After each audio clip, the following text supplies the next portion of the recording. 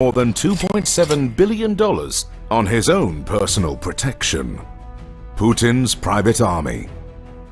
Being Vladimir Putin right now is not the safest job in the world. It never was, but since the start of the full-scale invasion of Ukraine, the Russian president has become one of the most wanted people on the planet. However, as a former KGB agent, getting to Putin will never be easy, especially with his highly trained and even better equipped personal protection detail. This uneasy task has been delegated to the Federal Protective Service, better known as the FSO. As you might have guessed, the roots of this agency are deep in the KGB. Their power has grown immensely since the agency was formed, as they took many other government agencies under their wing and are well known for distributing the Russian budget as they please. The head of the FSO is a lovable psychopath named Viktor Zolotov. In 2019, this outstanding human being was sanctioned due to multiple serious human rights violations in Russia.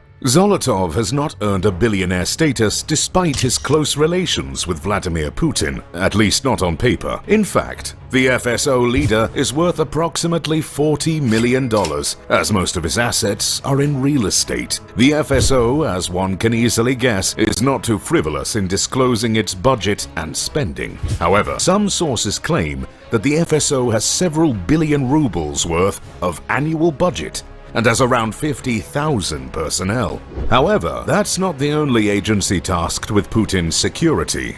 In fact, Putin can rely on more than 340,000 soldiers to do his dirty work. As you can imagine, these guys are not in Ukraine, but rather are protecting the king himself at home. The National Guard was formed in 2016 by President Putin himself. This unit, enlisting more than 340,000 troops, answers directly to the president, and many consider it Putin's answer to the growing FSO power. Today, the estimates suggest that Putin's private army's upkeep costs the Russian taxpayers roughly 200 billion rubles, equal to approximately 2.7 billion US dollars. Still, that's just the outer layer of defense. Even if you manage to get past these 340,000 troops, if you want to get to the man himself, you need to get through his personal guard, the SBP. While I'd never managed to pronounce the Russian version, that's literally the President's Security Service.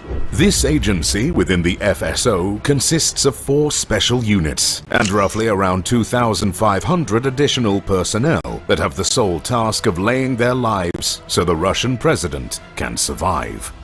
Unit 1. Putin's